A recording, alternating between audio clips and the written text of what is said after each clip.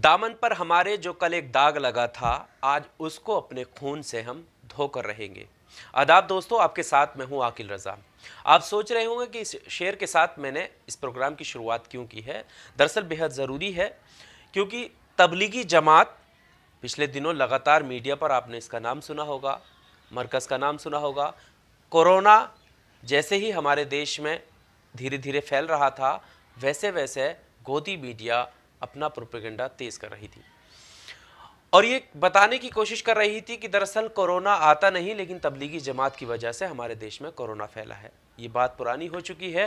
ये साफ भी हो चुका है कि जहां पर तबलीगी जमात का कोई शख्स नहीं भी है, उन राज्यों में भी कोरोना पॉजिटिव मिल रहे हैं। मिसाल के तौर पर सबसे बड़ा जो उदाहरण है वो है इस वक्त गुजरात का। गुजरात के अहमदाबाद और बाकी के राज्यों में कोरोना के मरीज ज़्यादा तेज़ी से फैल रहे हैं। अब मैं सीधा पॉइंट पर आता हूं।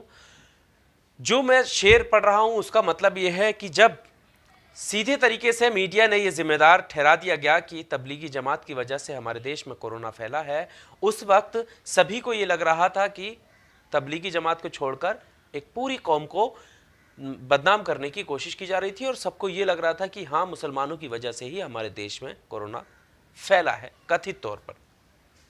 लेकिन अब मीडिया पर जमात की कोई भी खबर क्यों नहीं आ रही है, इसकी वजह क्या है, ये मैं आपको बताने वाला हूं। जमात की खबर इसलिए नहीं आ रही है कि जमाती इस वक्त अपने प्लाज्मा को डोनेट कर रहे हैं। अब आप सोच रहे होंगे कि ये क्या चीज़ है। प्लाज्मा को डोनेट करने का मतलब ये है कि डॉक्टर्स ने उनसे अनुरोध किया था कि अगर जो कोरोना के जो मरीज थे, जो जमाती थे, वो जो ठीक हो गए हैं, अगर उनका प्लाज्मा को इस्तेमाल किया जाए तो बाकी के कोरोना के जो मरीज हैं उनकी सेहत में सुधार आ सकता है। और वैसा करने के लिए जमाती लगभग सभी लोग जो है वो तैयार हो गए हैं अपना प्लाज्मा डोनेट करने के लिए। तो दिल्ली के अलग अलग हॉस्पिटल में जमाती खुद जाकर के अपना प्लाज्मा डोनेट कर रहे हैं और बाकी कोरोना मरीजों की सेहत के सुधारने के लिए मदद कर रहे हैं। और उन्होंने सबसे बड़ी चीज़, उन्होंने डोनेट करने से पहले उन्होंने कहा है, उनका मानना है कि अगर उनकी एक खून का कतरा भी किसी की जान बचाता है तो इससे बड़ा सवाब उनके लिए कुछ नहीं होगा और वो इसके लिए हमेशा तैयार रहेंगे। हमें इस बात पर बिल्कुल भी हैरान नहीं होना चाहिए कि हमारे देश का मीडिया इस अच्छी खबर को नहीं दिखा रहा है, क्योंकि ऐसा नहीं है। इससे पहले भी आप देख सकते हैं, उसको अगर कोई शख्स खांसता या थूकता हुआ दिखता था तो उसको उसमें तबलीगी जमाती नज़र आ जाता था। लेकिन अगर एक जमाती अपना प्लाज्मा डोनेट कर रहा है, ये अच्छी खबर है, एक भाईचारे का संदेश देश में जाएगा, लेकिन वो खबर उसे दिखाना मंजूर नहीं है। इसके अलावा महाराष्ट्र में आपने देखा होगा कि रेलवे स्टेशन नज़र नहीं आया, लेकिन जामा मस्जिद नज़र आएगी। जब मजदूरों की भीड़ स्टेशन पर अपने घर वापस जाने के लिए एक अफवाह के चलते इकट्ठा हुई थी, तब उन्हें लगा था कि इसके पीछे जामा मस्जिद की साजिश है। ऐसे कई मौक़ों पर आपने देखा होगा कि जब सामने से टारगेट करने के लिए एक कौम को जिम्मेदार ठहराने की कोशिश की जा रही हो।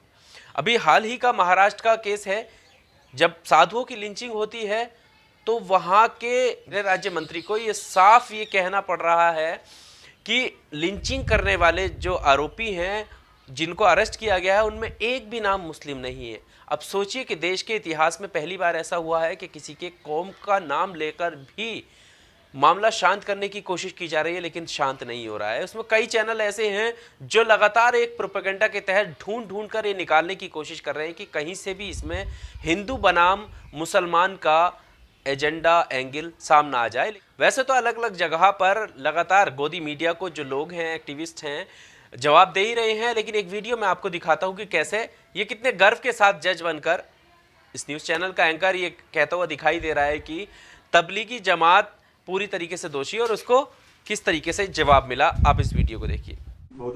आप तबलीगी जमात को सपोर्ट करते हैं, जिन्होंने कोरोना फैलाया आप उनको सपोर्ट करते हैं, मौलाना साहब को सपोर्ट करते हैं क्या आप?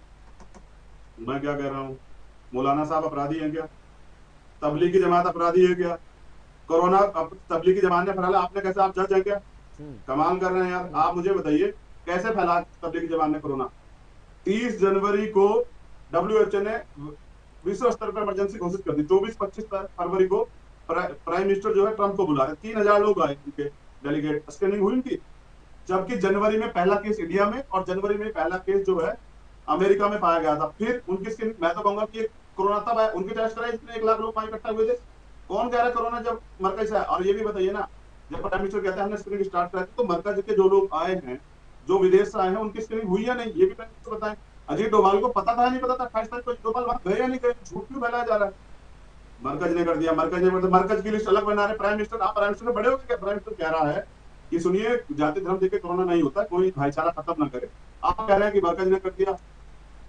कमाल करते हैं भाई, प्राइम मिनिस्टर से बड़े नहीं हुए आप, समझ रहे हैं? तो वीडियो आपने देखा, आप समझ रहे होंगे कि हमारे देश का मीडिया जो है वो किस तरीके का, सिर्फ एक मीडिया नहीं, लगातार उसी श्रेणी में आ रहे हैं। ऐसा लग रहा है कि एक होड़ मची हुई है कि अगर मैं इस तरीके का सवाल नहीं करूंगा तो मैं पीछे रह जाऊंगा। इस तरीके की होड़ लगी हुई है। Thanks to social media. अगर आपको ये वीडियो अच्छा लगा होगा तो इस वीडियो को लाइक कीजिएगा, शेयर कीजिएगा और इस चैनल को सब्सक्राइब कीजिएगा। शुक्रिया।